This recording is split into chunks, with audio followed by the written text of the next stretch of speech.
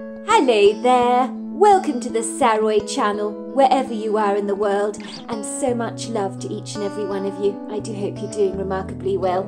I'm doing great, thank you very much. And we're listening to a very, very exciting story tonight, and we're on part 5, so everything is coming together.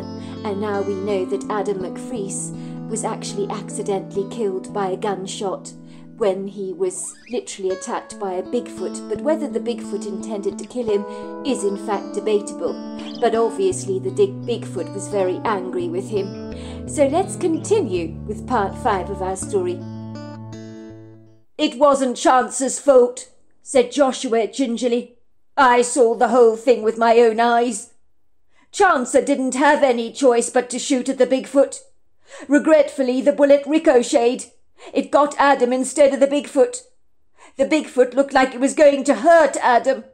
Chancer did what he needed to do, and at least we scared the Bigfoot away." "We need to call the emergency services and police at once," said Peter earnestly. "Tell them everything that happened. Explained it was a grievous accident." This time it was Josh who let out a laugh. "Are you kidding, Peter? What are you smoking? Are you delusional? We can't possibly call the police. Imagine we tell them about this Bigfoot visiting our camping site in the middle of the night. They're more than likely going to think we're spinning a fictitious, far-fetched, implausible yarn that we invented together to cover for our friend. They're never going to believe a word we say. I know I wouldn't. If the boot were on the other foot, can you imagine it? 'Officer, I'm sorry to have to inform you, but this monstrous great big Bigfoot tried to attack Adam McPhrees because Adam shone a light in his eyes, which made the creature belligerently angry. Chancer came to the rescue with an unregistered illegal firearm and accidentally killed Adam McPhrees. Oh, and by the way, the Bigfoot fled. But cross my heart, hope to die, the Bigfoot was real. And no, we didn't make this tall story up. Think about it for a moment. If a story doesn't seem plausible, it most likely is not. We know what happened is true, but they have no idea. They're going to believe it's spurious and made up. They're going to think we're covering for one of our friends, because we don't want to blab on each other. That's how the police think. I know how it works, bro. Look at us. We're medical students with aspiring careers ahead of us. And this incident could literally ruin our reputations. It could destroy our careers as doctors.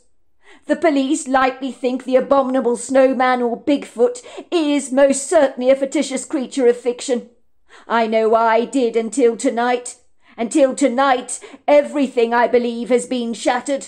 I mean, look at me. I'm shaking like a leaf, still struggling to make sense of this.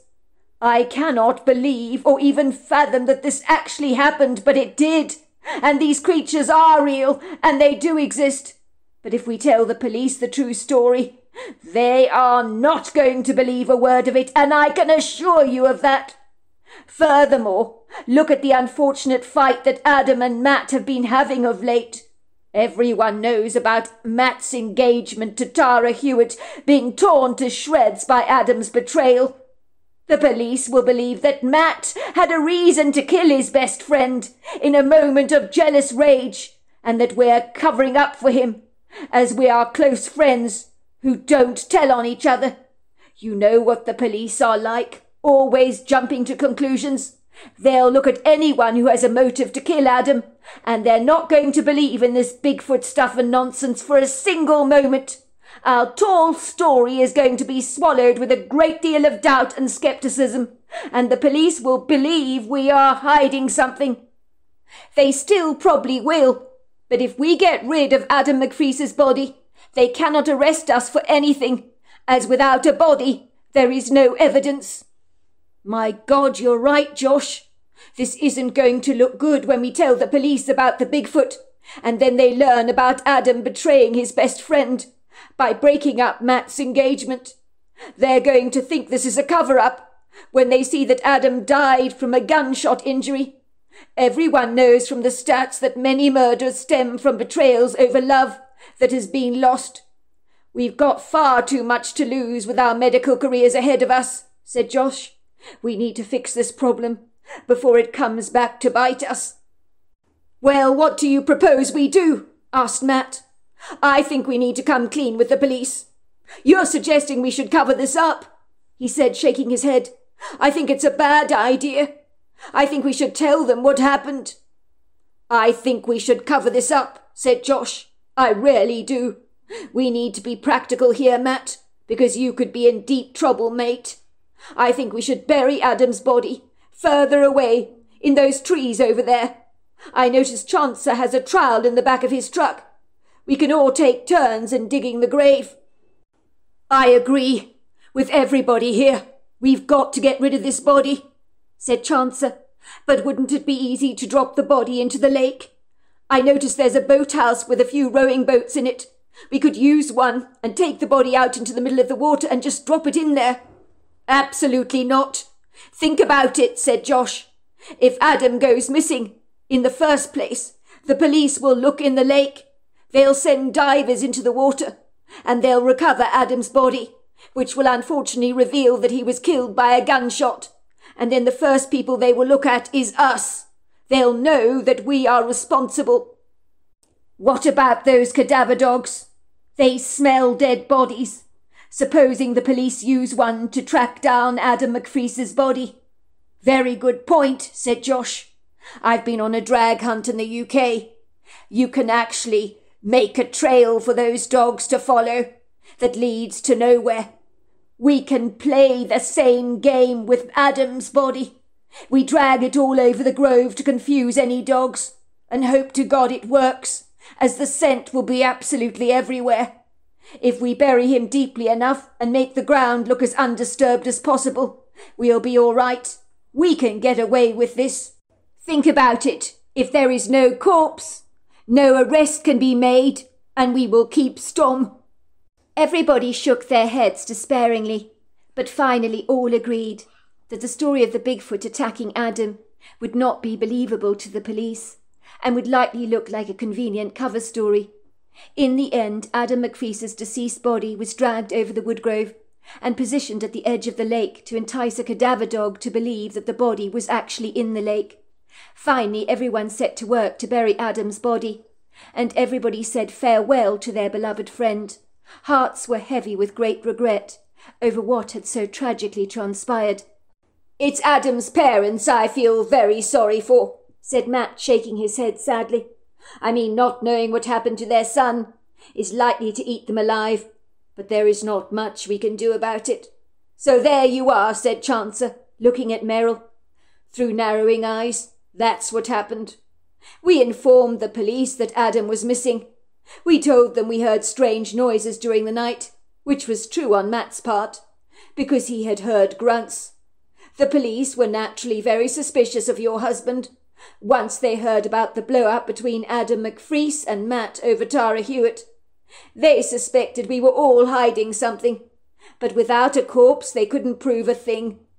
The divers were called to investigate the body of water, and a cadaver dog was used on the scene, but I believe it was terribly confused, so our plan worked. But based on what you've had to tell me, Merrill, about the police interviewing your husband, this has opened a whole new can of worms. And after all this time, telling the police about the Bigfoot and what really happened is going to be met with great suspicion. I suspect they will know, even with a degraded corpse, that Adam was killed by a gunshot injury. So this whole thing is going to turn the light of suspicion on all of us again," said Chancer, running his head through his hair in frustration. "This is such a mess, Merrill. What the hell are we going to do? This is not going to go away." "I'll think of something," said Merrill. "There is no way that you or Matt are going to go down for murder over something you never did. But for the record, I believe your story, Chancer. I've never believed in Bigfoot before, but when you told your story, I unequivocally knew you were telling me the truth. And if I believe you, then not all hope is lost." Chancer shrugged his shoulders. "I don't know what you're going to do, Merrill, but if anyone can get the fly out of the soup in one piece, it's you." Merrill got up from her chair. her eyes glancing from Chance's earnest ones to the long line of breast implants lined on the desk. She smiled when she realized Matt had been playing with the breast implant through his entire conversation. "You'd be better off with a stress ball," she told him, "and don't you dare put one of those implants in a woman's chest. It might spontaneously combust." Chancer grinned bashfully. "I wouldn't dare. Don't you worry, Meryl. These are all demo models that I show my clients. When I put breast implants into my patients, they come directly out of the packaging." "Good. Glad to hear it," said Meryl. "I really appreciate you telling me everything, Chancer. I knew coming to see you would be very fruitful." And with that she marched out of his office. The mean-spirited receptionist with the cold dark eyes glowered at her as she waltzed past the reception desk, her mind a-whirl with what she was going to do next. Once she had collapsed into the front seat of her car, she phoned her husband Matt on his cell phone. "Hello?" came Matt's very deflated voice. "I know absolutely everything," said Meryl. "I've been to see Chancer. Why the hell didn't you tell me you were engaged to Tara Hewitt?" "He told you everything?" came Matt's befuddled voice. "I don't understand. We all agreed to keep stum about this." "Yes, he told me everything. I know about the Bigfoot and Adam McPhree's accidental death. I know why you covered it all up. And you know what? I understand why you did it. This whole thing is a mess, and I'm mad at you for not sharing any of this with me. I'm your wife, Matt, for God's sake. Don't I at least deserve to know the truth?" Matt sighed at the other end of the telephone. "My God, I can't believe Chancer told you everything." "He did. Get over it." There was an awkward silence at the end of the phone, and then Matt said, "I didn't tell you about Tara Hewitt. I wanted you to feel special when we got engaged. I figured if I told you that I'd been engaged before, it would steal your thunder. You see, sweetheart, at the time I thought I was hopelessly in love with Tara Hewitt, but I just had a huge crush on her. The feelings I had for her are nothing like the feelings I have for you. I mean, she was a pretty girl, of course she was, and to be fair to her, she had a fabulous sense of humour. But my mother was right. She was as flaky as puff pastry, pretty much all hot air and nothing else. I saw her once, you know, about 5 months back in Walmart. I barely recognised her at all. She looked like a beluga whale. Mind you, I've always been rather partial to beluga whales, but you know what I'm saying. She's let herself go to seed. Life has been tough on the poor thing. She told me she's been through 3 divorces, so I had a lucky escape, I did. I remember thinking, thank God that ship passed me by in the night. She came from a dysfunctional family, you know, so it's hardly a wonder her life is a mess. Mind you, the way things are looking now, mine's pretty much a mess too. A complete screw-up, you could say. Yes, it is, Matt. The police are going to think you killed Adam McPhree out of a jealous rage. It doesn't look good for you. But one way or another, I'm going to sort this mess out.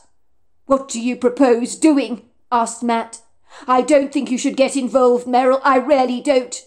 You'll only succeed in stirring the pot and making things 1,000 times worse.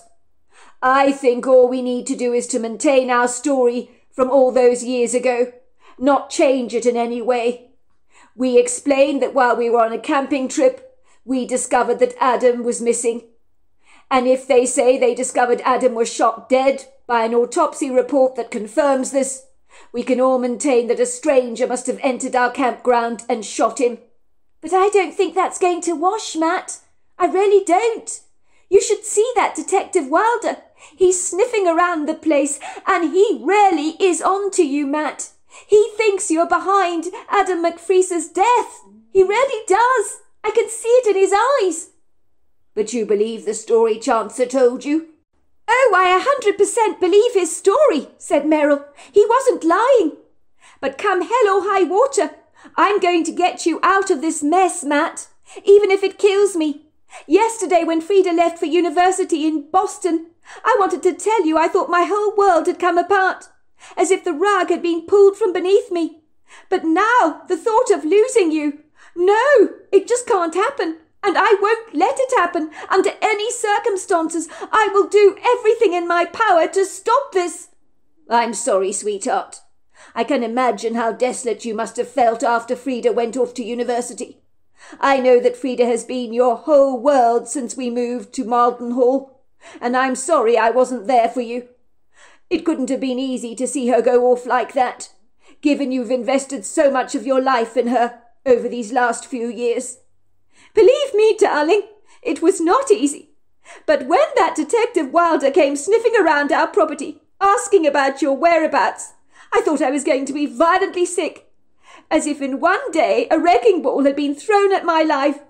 As if not only was Frida gone, but that I might lose you too. And that is not going to happen. Detective Eric Wilder, he's got eyes like a ferret, you know.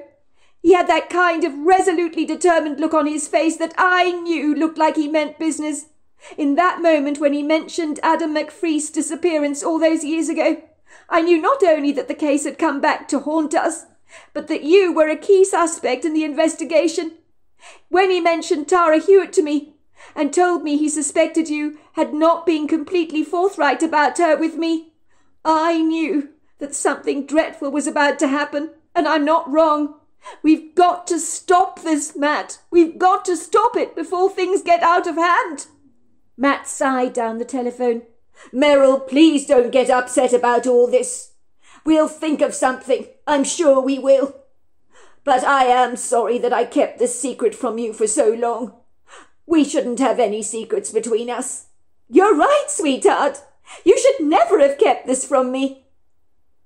2 nights later, Meryl was glad her husband was not with her at Malden Hall, for a very specific reason that she'd been mulling over in her head, which would have been rather problematic for her to orchestrate if Matt were around. For one thing, he'd likely stop her from doing what she was about to do, protesting that she'd likely create more problems for him and his friends, who had covered up the truth about what had happened to Adam McFrees all those long years ago. And the cover-up was a crime in itself, which could get all 4 doctors into serious trouble. Meryl knew she had to get her husband out of this sticky mess, rather like masterfully extracting a drowning bee from a bottle of honey, and helping it to emerge unscathed and still being able to fly away perfectly. On this evening, Matt was doing emergency surgeries with some other highly skilled surgeons, as a minibus containing several people had collided in a head-on collision with a truck that had been driving on the wrong side of the road. The minibus had been a write-off. The truck had fared fine, with only a few bumps and scrapes. But the inebriated lorry driver had been arrested for drinking an excess of alcohol. He was swearing like a sailor, cursing his wife, who he discovered had been cheating on him. No doubt he was devastated, which was why he had been over the limit, but not realizing how lethal a weapon on the road his lorry had become. Many surgeons had been called out to help to perform some life-saving surgeries on some of the victims of this collision. Luckily no one had died, but lungs had collapsed, bones had been broken, and some life-threatening injuries needed addressing to save lives. Matt thrived in helping out in situations like this, as he was an excellent surgeon, and had spent many years working in accident and emergency, and he was more than qualified to lend an invaluable hand in cases like this, when all hands were needed on deck. It's mayhem over here tonight, doctors everywhere, he explained to Meryl. Lots of patients requiring immediate surgery. I don't think I'm going to be back home tonight, Meryl, I'm afraid. I'm standing in with a surgeon who's doing numerous surgeries on this one woman. She didn't fare very well in the accident. Meryl drew in a sharp breath. She is going to be all right, isn't she? She asked, praying a silent prayer for the patient. The one thing Meryl had learnt about her husband's job over the years was that it was never easy to hear about the horrifying accidents that happened to people that caused them to end up in A&E. I'm quite sure the patient is going to do just fine, he assured her. That's a relief, said Meryl. I'll see you when I see you then. Good luck with the surgery. Now that her husband Matt was conveniently out of the way, and Malden Hall was as empty as a finished can of baked beans, with the only sorry occupants in the farmhouse being herself and Mr. Dogood, Meryl had felt the dreadful absence of her daughter Frida, no longer being at home with her. But she couldn't dwell on Frida's absence any more. There were bigger fish that needed to be fried. Meryl knew her husband Matt could not stand in her way, as a formidable, uncertain barricade to prevent her from doing what needed to be done tonight. She knew how he'd react if he knew what she was about to do. "But Merrill, you can't. Have you lost leave of your senses?" he would lightly say. "I wish to God Chancer had not told you what happened all those years ago. Now you see why I never shared all this with you." She wasn't sure if her decisions would actually backfire on her. She knew everything you did in life involved risks, and what she was about to do was a very big one. It would seem her husband believed that all 4 doctors that were on that camping weekend with Adam McFreese all those years ago intended to keep storm, almost as if their silence would make the problem just dissipate like a windstorm that finally abates, or a soft flurry of snow that never settles. But Merrill knew that this problem was not going to go away. Eric Wilder had been sniffing around her husband unabashedly, with far too much interest, like a hungry vampire bat smelling blood. And if things went badly awry, her husband could potentially be accused of Adam McFreese's murder, as it would seem he was the one that had a good motive to kill his best friend. The police were always interested in motives, and as far as Merrill was concerned, a motive had the power to get her husband locked away for good. Over the last couple of days, Matt had looked so bedraggled, like a sorry canary that was recovering from an attack with the household tabby. And to see Matt wrought with so much needless worry and anxiety was tearing Merrill apart. She knew her daughter Frida was unlikely to ever return home for good, as she would likely be looking to embrace an independent life, where she was no longer tethered to her mother and father's apron strings, which would mean for the foreseeable future Malden Hall would feel like an empty shell, and if her husband Matt was locked away in prison for something he didn't do, Merrill would lose her mind. "You can do it, girl," Merrill told herself, "and more to the point, you must do it." She recited these words over and over again like a mantra in her head that needed to be repeated. It was a little chilly as Merrill put on her parka over her jeans and sweater, wrapping a warm knitted scarf around her neck. She started up the engine of her SUV, allowing Mr. Dogood to come along for the ride. Mr. Dogood thought all his Christmases had come at once, and let out an orchestra of interesting woofs. He bounded ebulliently to the back of the truck, his slobbery wet nose pressed against the window, as the tires of Merrill's car rhythmically rolled down the roads. Merrill made her way to the address of Detective Eric Wilder, whom she discovered from her industrious research lived half an hour away from their home. There was no way she wanted to see him down at the police station, where cameras were employed during every interview. Merrill did not want the camera to bear witness to what she had to say to Eric Wilder. She could only hope that the detective would actually believe what she would reveal to him, and that she was not inadvertently stirring up more trouble for her husband. Sometimes you had to take the bull by the horns and do what needed to be done. The drive was inauspiciously dark, as the detective lived away from town, in a house that reminded her of a gingerbread house, stuck together with icing sugar. The detective lived on a small plot of land, heavily fringed by lofty pine trees. She drove through an open wrought-iron gate, onto an asphalted driveway, up towards the house, which was brightly lit up, so she was pleased that someone was up and about. It was 10:30 at night, and was ridiculously late for anyone to receive fortuitous visitors, but it was tough. She knew she needed to do what she needed to do. Merrill parked her car in the driveway. She could see the ambiguous shape of a face staring at her through the window, and curtains twitching. So she knew she'd been seen. She slammed her car door, exited her vehicle, persuading Mr. Dogood to be a good boy, and began to make her way to the front door, that on her arrival was promptly thrust open. A black Labrador ebulliently bounded out of the door, sniffing her feet and thrashing his tail enthusiastically. "Boomer, get back here now," said Eric Wilder, sounding annoyed. But Boomer did not heed his owner's calls, but continued to sniff around Merrill's feet. It was rather surprising that Mr. Dogood remained stoically still in Merrill's car, watching everything from the car window, but not even barking once. "I'm so sorry, Detective Wilder," said Merrill. "I imagine Boomer here is smelling my golden retriever. Mr. Dogood, I've left him in my car." Eric Wilder stood there in the doorway, wearing jeans and a hooded sweatshirt, with the name of his favourite ice hockey team brazenly thrust over the red sweater in a splash of white letters. He frowned at Merrill, raising his thick eyebrows quizzically, like two big black furry caterpillars. "Why, look what the cat has dragged in," he said, with a note of sarcasm in his voice. "If I'm not mistaken, it's Mrs. Blackburn. You're Matt Blackburn's wife, are you not? What the hell are you doing at my property at this time of the night?" Merrill stood her ground, staring into the challenging steely brown eyes of the detective. They were like two laser beams, glaring right through her. "I'm sorry, Mr. Wilder, but I came to see you in private. I didn't want to come to the police station for obvious reasons. For one, what I have to say to you cannot be told in the presence of a camera, or other interfering eyes and ears." "Why not, Mrs. Blackburn? I conduct my business at the station, not here at home. This is not how things are done. Do you realize how rude it is to show up at someone's residence in the middle of the night, especially as late as this? How did you find my address anyway?" he asked gingerly. Merrill grimaced. "Your 14-year-old son put some pictures online. I recognized the house. It wasn't hard to figure out whereabouts you lived."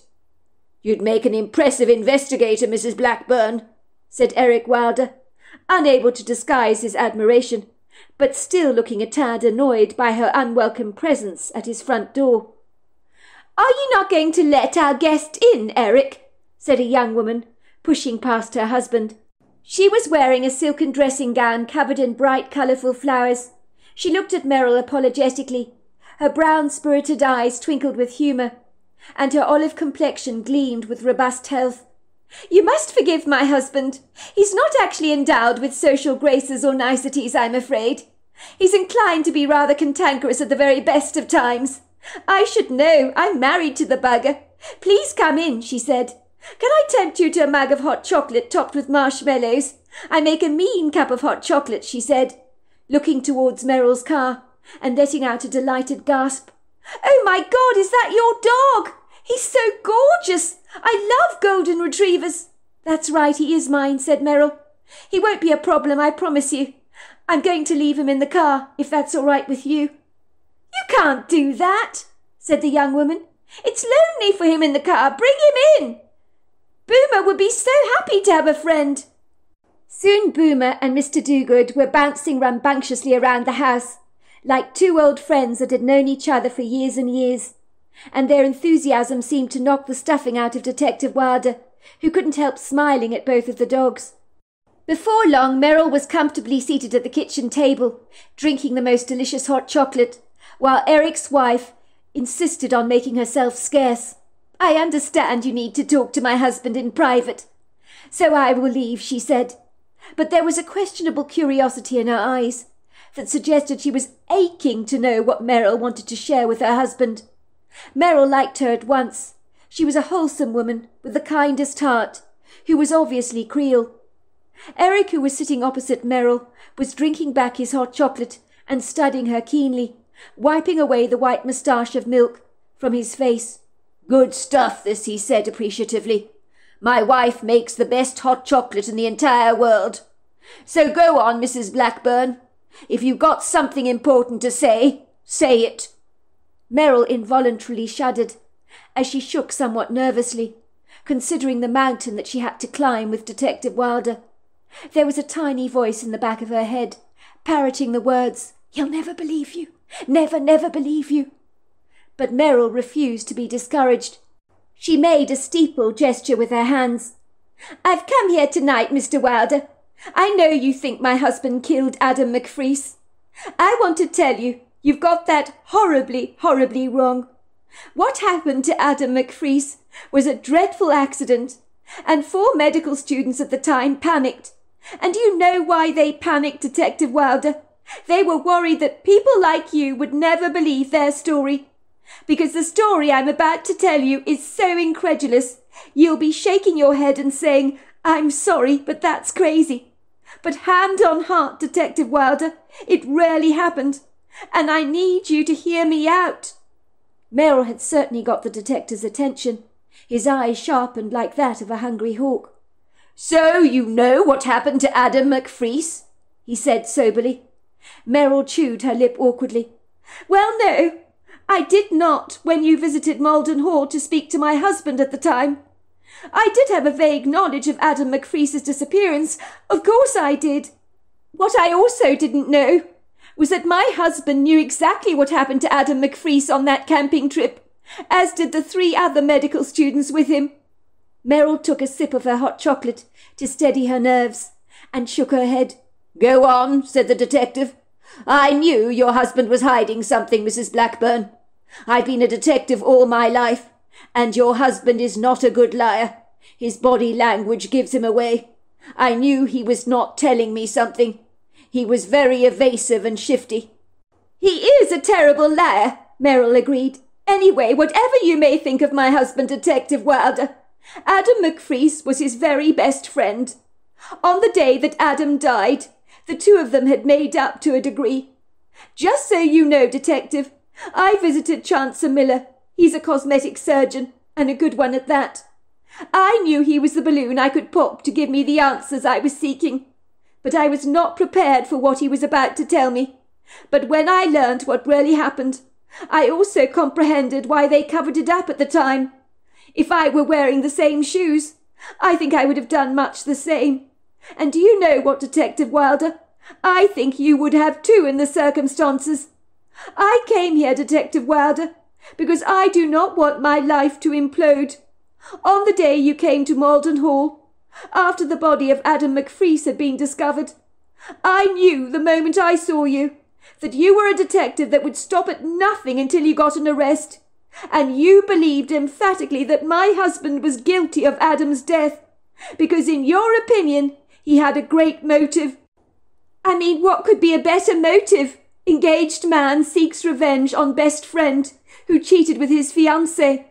The one thing I will tell you about my husband, Detective Wilder, he's a very, very good man. There is not a single bad bone in his body. And I am not going to allow you to destroy his life over something he didn't do. I'm sorry, but I cannot, and I will not allow that to happen." "You're quite a woman, Mrs. Blackburn," said Detective Wilder, looking at Meryl with a glint of admiration in his eyes. "I've been a detective for many years, Mrs. Blackburn, but hand on heart, I've never met anyone quite like you. Go on, you better tell me what happened to Adam McFree. You've got my undivided attention." Meryl proceeded to tell the detective the story, and when she mentioned the Bigfoot, his eyes widened. And once the story was over, there was a silence in the room, and for a few seconds all you could hear was the ticking of Wilder's kitchen clock. Then something quite bizarre happened. Eric Wilder's wife almost floated into the kitchen, like an ethereal ghost, in her flowing dressing gown, and she waved her arm in front of her husband. "You've got to believe this woman, Eric. She's telling you the truth. Bigfoot is real. I can see an incident like this could so easily happen. I can't imagine what courage it took for her to come here tonight. You've got to believe her story." Eric Wilder looked at his wife incredulously. "What are you talking about, Maria? Why were you even eavesdropping on our conversation? I thought you said you were going to make yourself scarce, but all this time you've been listening in." She dropped her head shamefully. "I'm sorry. I had to listen. I suppose my curiosity got the better of me. But before you start being all scathing, Eric, I had an encounter with a Bigfoot myself once, so don't you dare tell her she's making up this story, because she's not. Do you think she'd risk her husband going to jail to tell you a fictitious story like this? She came here tonight because she's terrified of being laughed at or thought of as being as loopy as a fruitcake. People don't like to talk about these things, Eric, for obvious reasons." "If you've had a Bigfoot encounter, honey bear, why did you never tell me about it? Why are you telling me now?" Maria shook her head furiously. "Why do you think I didn't tell you about it, Eric? For the very reason these 4 medical students covered up their friend's body. Don't you see? They didn't want to be blamed for his death. I didn't tell you because you would never have believed in cryptic creatures like Bigfoot. But Eric, these things are real, and this woman here is telling you the truth. I never told you my story because you're so damn scathing all the time. You're so damn skeptical over everything, Eric. Oh, I have to see it to believe it. That's how you think. But I'm sorry, Eric. Life isn't as straightforward as that. These creatures are evasive. They're clever. They've been hiding from us for many generations. But they're real. And they're out there. And just because you think they don't exist doesn't mean that they don't. Many of the Creole people in our culture believe in this creature, referred to as the skunk ape. And those who have seen it wisely keep stum. Because just like I have over the years, it's not wise to talk about these things. Calm down, Maria, for goodness sake, said Eric. I've never seen you so flustered before. You've kept the secret from me for many years, and only now you're telling me. I thought we never kept secrets from each other, but obviously we do. We don't, but I wasn't going to share my story with you or anyone else for that matter, said Maria, tears springing into her eyes. I just wasn't sure that you would believe me. People can be so cruel, you know. They think they know it all. I thought if I told you, you would think I was making it up. But I'm speaking out now, because I know what this woman is telling you is true. Well, why don't you tell us your story, said Eric, gesturing for his wife to sit down at the kitchen table. I know you don't lie, honey bear, so tell me exactly what happened in your encounter with Bigfoot. Maybe it will help me to make sense of what Mrs. Blackburn is telling me, because I'm not going to kid you. The story that I've just listened to is very hard for me to digest, my being the hardened skeptic, as you so delicately put it. Maria looked at Meryl, taking her hand in hers and giving it a tight squeeze. For the record, I believe your story is true. I'm glad you came here tonight, Meryl. It's brave of you, and I'm on your side. I will not allow my husband to get your husband arrested for a murder he clearly did not commit. I've been burning to share my story with someone, but I've been too scared. But I'm going to tell you my story now. Please do, said Meryl. We're listening. Well, I grew up in a stilted house overlooking the bayou in southern Louisiana. My parents were Cajun. I grew up living the traditional, amphibious life, inhabiting the world of swamps and bayous, and I chose that existence to live over the waterways. It was all I ever knew. I lived over the swampy waters in a long line of stilted houses with close neighbours and friends. It was a congenial community, and we all looked out for each other. We had simple, modest lifestyles. We were never rich, but we all believed we were millionaires, because life was so fabulously good in our culture. We understood that wealth is never, never about money. It's about the richness and quality of your life. I think I was particularly precious to my family, because my oldest sister was actually eaten by a crocodile.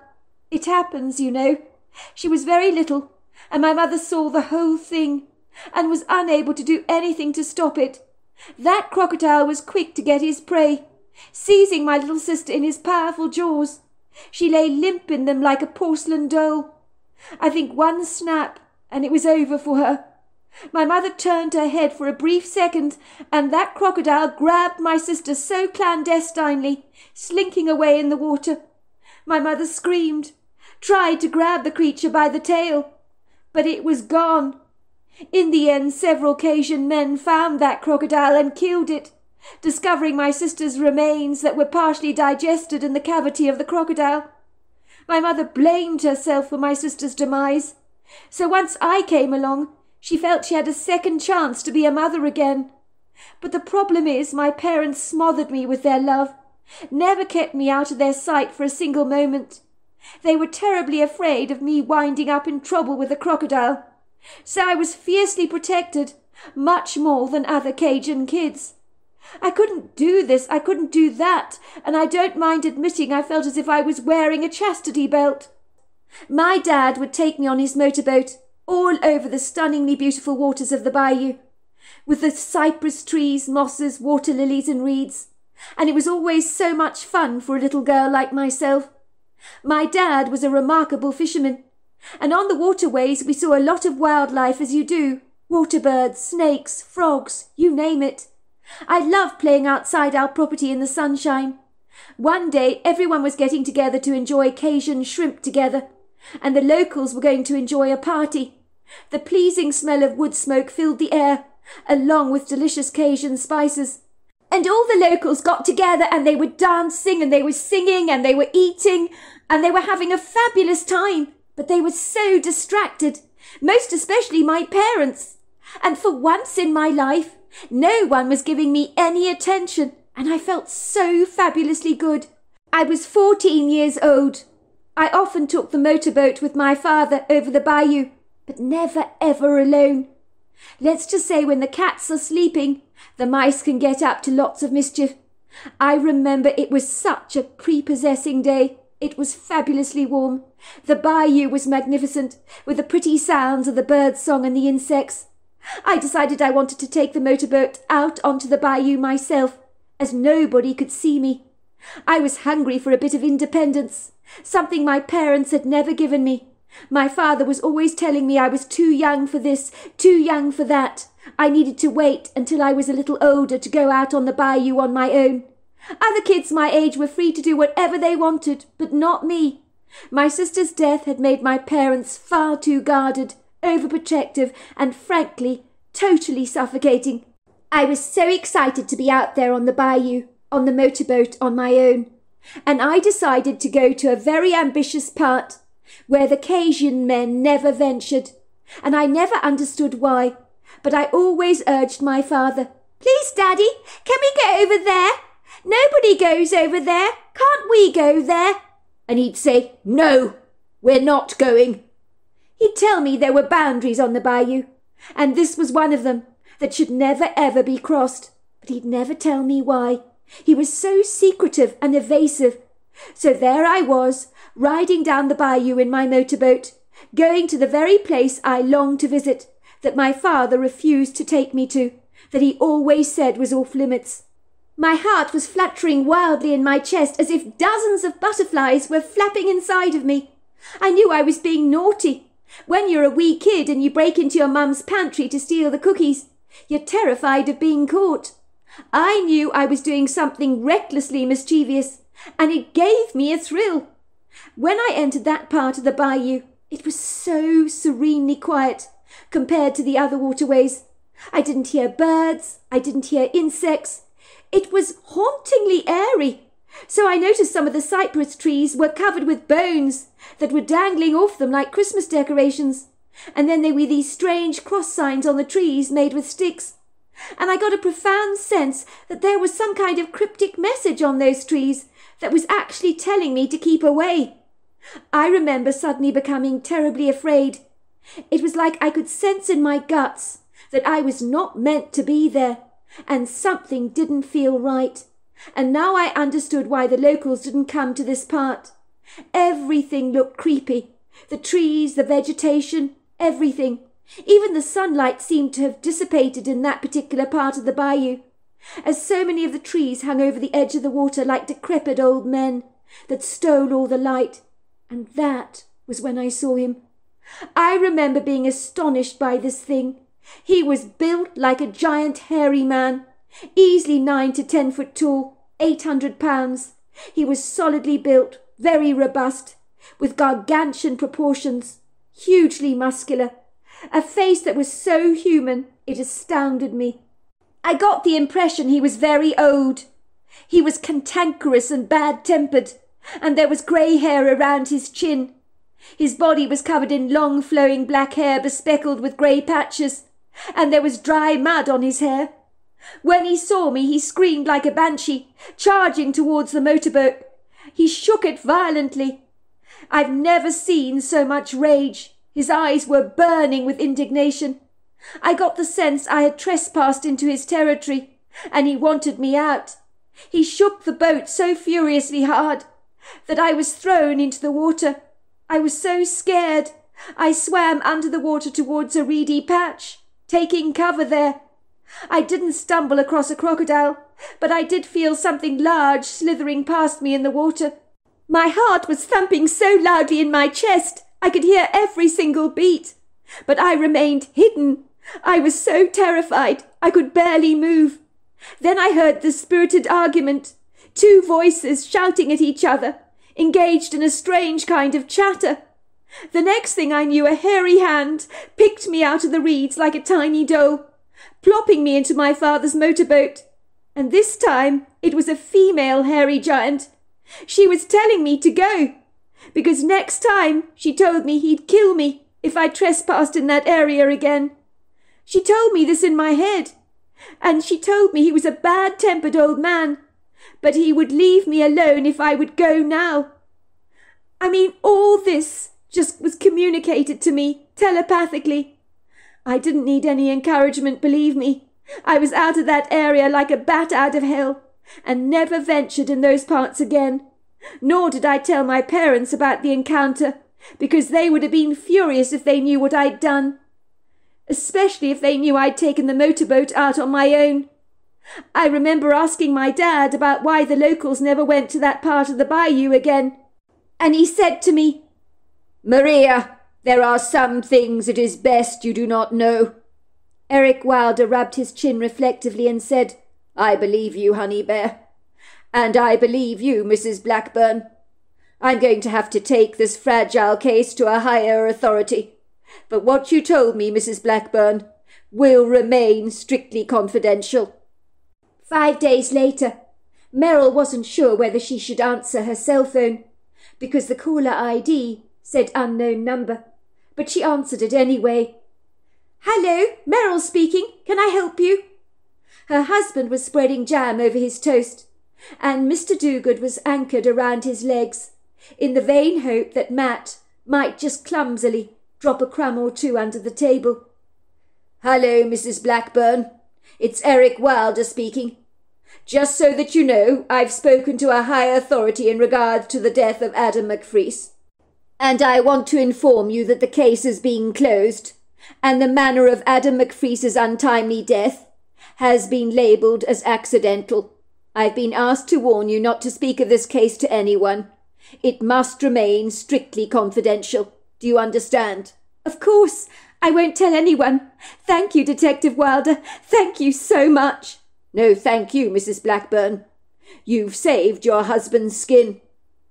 "Who was that?" Matt asked his wife, as she switched off her cell phone. "Oh, that was Detective Wilder." "Was it?" said Matt. "What did he want?" "Oh, he just wanted to say that the case over Adam McFreese's death has been closed, and the cause of death has been labelled as accidental." "What?" said Matt. "But I don't understand. How can that be?" Meryl grinned to herself, as she might have got her husband out of a sticky mess, but this was a secret she'd keep to herself. So there you are. That's my story. Wow, I don't know what to say. Isn't that the most incredible story? And you can see how it's easy to accidentally kill someone by mistake.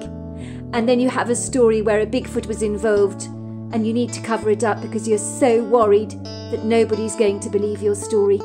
And isn't it incredible that Eric Wilder's own wife had a story to tell all of her own about an incredible encounter in the bayou where she met the skunk ape, and a very bad-tempered one at that. So until next time, goodbye and good night.